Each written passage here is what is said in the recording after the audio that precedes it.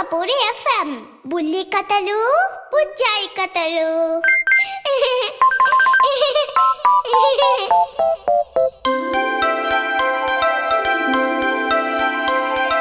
చిన్ని పిల్లలు చిన్నారి పిల్లలు ఆడి పాడి పచ్చని వేళ మంచి మాటలతో చక్కగా హలరించి బుల్లి కథ వింటారా ఈ వేళ.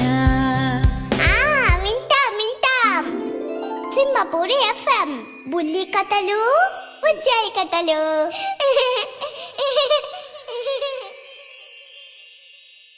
బుల్లి కథలు బుజ్జాయి కథలు శీర్షికన మిమ్మల్ని అలరించడానికి వచ్చేశాను మీ నందిని చైతన్య.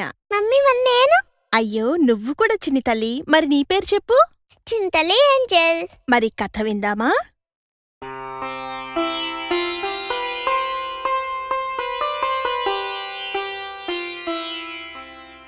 చిన్ని తల్లి, నిన్నటి భాగంలో నలుగురు మిత్రులలో ఒకడైనటువంటి పేరాస చక్రంలో ఇరుక్కొని వారికి 2 చేపల కథను చెబుతాను అని అన్నాడు కదా. మరి ఆ కథ ఏంటో ఇప్పుడు విందాం, ఓకేనా? అలాగే మమ్మీ. ఓ చెరువులో 2 చేపలుండేవి. ఒకదాని పేరు శతబుద్ధి, మరో దాని పేరు సహస్రబుద్ధి. వాటితో పాటు ఓ కప్ప కూడా ఉండేది. దాని పేరు ఏకబుద్ధి. ఈ 3 బుద్ధులు ఎంతో స్నేహంగా ఉండేవి. ఒకనాడు జాలర్లు ఆ చెరువుగట్టున నడిచిపోతూ ఉన్నారు. వారిని గమనించలేదు శతబుద్ధి సహస్రబుద్ధి. ఎందుకు మమ్మీ? ఎందుకంటే అవి నీటిలో తుళ్ళి తుళ్ళి పడి ఆడుకుంటూ ఉన్నాయి. అందుకని వచ్చిన ఆ జాలర్లను పట్టించుకోలేదు. కాని ఆ చేపల్ని మాత్రం జాలర్లు చూసి ఇలా అనుకున్నారు: చెరువు నిండా బాగా చేపలున్నాయి, రేపొచ్చి అన్ని పట్టుకుపోదాం అని అనగా ఆ మాట విన్నది ఏకబుద్ధి. ఆడుకుంటున్న చేపల దగ్గరకు వచ్చింది. చాలు ఆపండి కాటలు అని అంది. తను విన్న మాటను భయంతో వణికిపోతూ చెప్పింది వాటికి. అప్పుడు ఆ శతబుద్ధి మరియు సహస్రబుద్ధి, ఏం భయపడకు, వాళ్ళలా అంటారే కాని రారు. ఇంతకుముందు కూడా 2-3 సార్లు ఇదే మాటన్నారు, వచ్చారా? లేదు కదా అన్నాయి చేపలు. ఈసారి వస్తారేమో అంది ఏకబుద్ధి. వస్తే నిన్ను కాపాడే పూచి నాది. నా పేరే సహస్రబుద్ధి. నీకేం కాకుండా నేను చూసుకుంటాను, సరేనా అని అనింది. తర్వాత మిగిలిన చేప, ఇదిగో బుద్ధి ఉండాలే కాని ఎలాంటి ప్రమాదాన్నైనా ఇట్టే ఎదుర్కోగలం. నా పేరు శతబుద్ధి. నిశ్చింతగా ఉండు, నీ సంగతి నేను చూసుకుంటాను అంటూ తను కూడా ఏకబుద్ధికి ఆ భయం ప్రసాదించింది. శతబుద్ధి సహస్రబుద్ధి నానా విధాలుగా ఏకబుద్ధికి నచ్చజెప్పినా ఏకబుద్ధి మాత్రం భయంతోనే బ్రతుకుతూ ఉంది. రాత్రి భార్యతో చర్చించింది ఏకబుద్ధి. పొంచి ఉన్న ప్రమాదాన్ని పట్టించుకొని చేపల్ని నానా తిట్లు తిట్టింది. తరువాత ప్రాణాలు కాపాడుకునేందుకు రాత్రికి రాత్రే భార్యతో పాటుగా ఇంకో చెరువుకు చేరుకుంది. అలాగే తెల్లారయ్యింది. అనుకున్నట్టుగానే చెరువు దగ్గరికి జాలర్లు వచ్చి వల వేశారు. శతబుద్ధి తన 100 ఉపాయాలతోనూ, సహస్రబుద్ధి తన 1000 ఉపాయాలతోనూ వల నుంచి తప్పించుకోవడానికి నానా విధాలుగా ప్రయత్నించాయి. కాని తెలివితేటలెన్నో కూడా ప్రదర్శించినా ఫలితం లేకపోయింది. ఎందుకు మమ్మీ? ఎందుకంటే దైవం అనుకూలించలేదు. దాంతో తప్పుకోవడం సాధ్యం కాలేదు. జాలరికి 2 దొరికిపోయాయి. అయ్యో పాపం కదా మమ్మీ. మరి ఏకబుద్ధి చెప్పింది కూడా అదేగా, కాని అవి మాటిన్నాయా? లేదు మమ్మీ. మరి మాట వినకుండా పోయిన దానికి ప్రతిఫలం అంతే. కాబట్టి పెద్దవాళ్ళేదైనా మాట చెబితే ముందు దాన్ని వినడం నేర్చుకోవాలి, సరేనా చింతల్లి?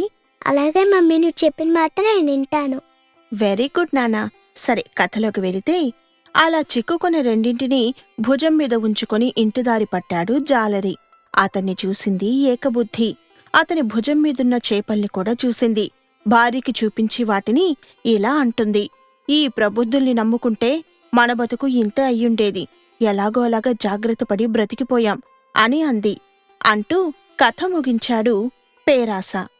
బుద్ధిమంతులు కూడా అప్పుడప్పుడు పప్పులో కాలేస్తారు. కాదన్ను, నీ మాట ఒప్పుకుంటాను. కాకపోతే బుద్ధిమంతులు అహంకారానికి పోయి మిత్రుల మాట పెడచెవిన పెట్టకూడదు అన్నానని కాదుగాని, నా మాట వినకే కదా నువ్విలా అయ్యావు. చక్రాన్ని నెత్తికి చుట్టుకున్నావు.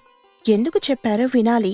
వినకపోతే పాట పాడిన గాడిదలాగే ప్రమాదంలో పడతారు అన్నాడు పేరాస చెప్పిన మాటలకు మరొక మిత్రుడు. అప్పుడు పేరాస, గాడిద కథ ఏంటా కథ చెప్పవా అని అడిగాడు.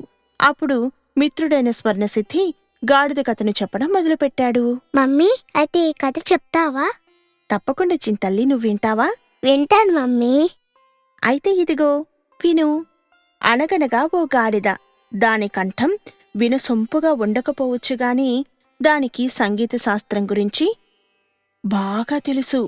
ఆ సంగతి అలా ఉంచితే పొద్దంతా చాకల మూటలు మోసి మోసి పొద్దుపోయాక దోసపాదులుండే మెరకల మీదికి పోతూ ఉండేది అది. అక్కడ కడుపు నిండా దోసాకులు కాయలు మేసి వస్తుండేది. మెరకల మీదికి పోయినప్పుడే ఓ నక్కతో దానికి స్నేహం కుదిరింది. ఒకరోజు పున్నమి, వెన్నెల విరగగాస్తుంది. అప్పుడు నక్కతో ఇలా అంది గాడిద, ఇవాళ నీ ముందు పాడాలనిపిస్తోంది అని అనగా, కొంపదీసి పాడేవు, ప్రాణాలు పోతాయి, వద్దు వద్దు అన్నది నక్క.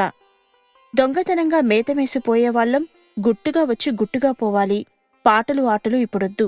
ఒకవేళ నువ్వు పాడావనుకో, ఆ పాటకి రైతు మేల్కొంటే అంతే సంగతులు, ఇద్దరికీ బడత పూజ అయిపోతుంది. ఎందుకొచ్చిన గొడవ, ఊరుకో అంది నక్క. అంతలోనే, అయినా నీ గొంతులో పాటేంటి చెప్పు, నవ్వుతారెవరైనా అంది నక్క. అంతే. ఆ మాటకి కోపం వచ్చేసింది గాడిదకి. ఎందుకు మమ్మీ అంత కోపం? అంతే కదా నానా, ఎవరినైనా అలా హేళన చేస్తే కోపమొస్తుందిగా. హా, అవును మమ్మీ, నిజమే. కాబట్టి గాడిదకు కూడా కోపమొచ్చింది నక్కన్న మాటలకి. అయితే గాడిదకి కోపం వచ్చి ఏం చెప్పింది మమ్మీ? ఏం చెప్పిందో ఇప్పుడు విందాం. నా గొంతులో పాటేంటంటావా? నీకేం తెలుసు నా పాట ఎలాంటిదో? ఒట్టి అడవి జంతువ్వి నువ్వు. ఎంతసేపు తిండి తప్ప మీకో పాట మాట, చిచి అంటూ అసహ్యించుకున్నది నక్కని. సంగీతం నీకంత బాగా తెలుసా అని నక్క అడిగింది. చాలా బాగా తెలుసు అంది గాడిద. సప్తస్వరాలను పలికింది, తాళభేదాలు చెప్పింది, వివిధ రాగాలు గమకాల గురించి గుక్క తిప్పుకోకుండా దీర్ఘంగా ఉపన్యాసమిచ్చింది గాడిద నక్కకు. ఇప్పుడు చెప్పు, నా పాట వింటావా వినవా అని అడిగింది గాడిద. తప్పదు, పాడి తీరుతుంది గాడిద. పాట వినడమే ప్రమాదం అనుకుంటే, పడుకున్న రైతు మేల్కుంటే ఇంకా ప్రమాదం అనుకుంది నక్క. అయినా తెలివిగా ఇలా అంది, ఓ పని చేస్తాను, నేను వెళ్ళి అదిగో అక్కడ దూరంగా నిలబడతాను, నువ్వు అప్పుడు పాట పాడు. ఒకవేళ రైతులేస్తే అరిచి చెబుతాను, అప్పుడు ఆపేసేయ్ అంది నక్క. అలా అన్నావు బాగుంది, వెళ్ళిరా అంది గాడిద. అదే అదునుగా నక్క అక్కడ్నుంచి తప్పుకుంది. గాడిద పాట ఎత్తుకుంది. పెద్దగా ఓండ్ర పెట్టసాగింది. ఎంతకీ ఆపదు. దాంతో రైతుకి మెలకువ రానే వచ్చింది. మెలకువతో పాటు బంగారం లాంటి నిద్రను చెడగొట్టినందుకు గాడిద మీద కోపం కూడా వచ్చింది. ఆ కోపంతో పెద్ద దుడ్డుకర్రను పట్టుకుని వచ్చి దాంతో గాడిదను ఇక్కడా అక్కడాగాక ఎక్కడ పడితే అక్కడ చితక్కొట్టేశాడు. అయినా అతని కోపం చల్లారలేదు. దగ్గరగా ఉన్న రాతి రోలును లాక్కొచ్చి దాన్ని గాడిద మెడకి వేలాడదీశాడు. ఇప్పుడు పాడు పాట అంటూ వెళ్ళిపోయాడు. తిన్న దెబ్బలకి కుయ్యో మొర్రోమంటూ మెడలో రోలుతో నక్క దగ్గరగా వచ్చింది గాడిద. బాగుందే, నీ పాటకు మెచ్చుకొని రైతు మంచి కంఠాభరణాన్ని ఇచ్చాడే అంటూ నవ్వింది నక్క. పాడొద్దని చెబితే విన్నావా? పాడుతానన్నావు, ఏమయ్యో పాడిప్పుడు అంటూ ఎగతాళి చేసి నవ్వుకుంటూ అక్కడ్నుంచి వెళ్ళిపోయింది నక్క అంటూ కథ ముగించాడు స్వర్ణసిద్ధి. కథ విన్నటువంటి పేరాస, నువ్వు చెప్పింది నిజమే. వివేకవంతుడైన స్నేహితుని మాట తప్పకుండా వినాలి. వినకపోతే సాలెవాడిలా ప్రాణాలు కోల్పోవలసి వస్తుంది అని అన్నాడు. సాలెవాడా? ఏంటది? సాలెవాడి కథ ఒకటుందిలే, ఆ కథ నీకు తెలియదా అని పేరాస అడగగా, స్వర్ణసిద్ధి, నాకు తెలియదు, మరి చెబుతావా అని అడిగాడు. ఓ, ఎందుకు చెప్పను, ఇదిగో ఆ సాలెవాని కథ అంటూ కథ చెప్పడం మొదలుపెట్టాడు. మమ్మీ అయితే ఆ కథ ఇప్పుడు చెప్తావా? ఆ కథ ఇప్పుడు కాదు గాని రేపటి భాగంలో విందాం. ఎందుకంటే ఇప్పుడు సమయమైంది కాబట్టి. అర్థమైంది మమ్మీ. అంటేగా. Good night mummy.